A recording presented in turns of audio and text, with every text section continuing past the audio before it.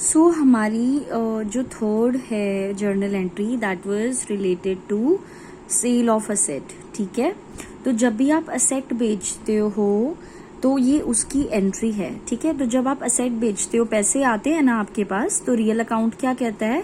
Debit what comes in. तो जो पैसे आ रहे हैं डेबिट कर दो उसको, डेबिट व्हाट कम्स इन, जो पैसे आ रहे हैं उसको डेबिट कर दो।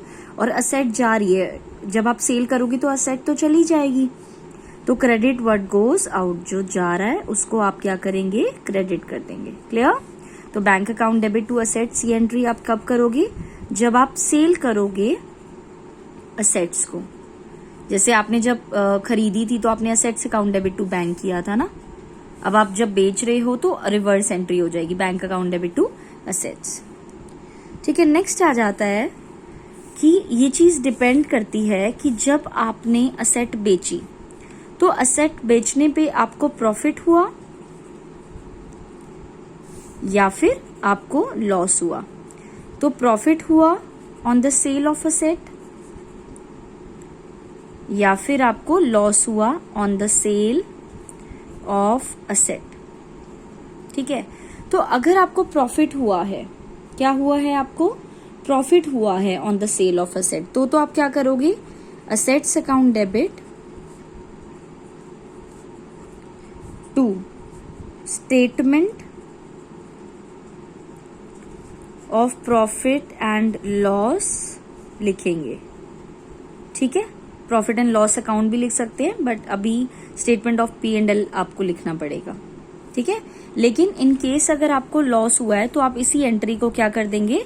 रिवर्स। यहाँ पे असेट्स डेबिट है ना, तो यहाँ पे असेट्स आपकी क्रेडिट हो जाएगी, और यहाँ पे स्टेटमेंट ऑफ P&L आपका क्रेडिट है, और यहाँ पे आपका स्टेटमेंट ऑफ P&L क्या हो जाएगा? डेबिट हो जाएगा। रिवर्स कर देना है, इस वाली एंट्री को रिवर्स कर देंगे। अच्छा, बात ये कि ये एंट्री मैंने क्यों करी, प्रॉफिट को क्रेडिट क्यों किया? क्योंकि नॉमिनल अकाउंट ये कहता है कि credit all incomes and gains या प्रॉफिट, है ना। तो जो भी प्रॉफिट होते हैं नॉमिनल अकाउंट के थ्रू उनको क्रेडिट किया जाता है, और ये जो प्रॉफिट इसलिए हुआ क्योंकि हमने असेट बेची।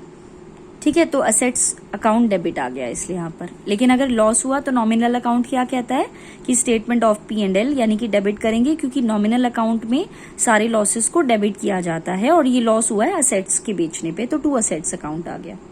क्लियर?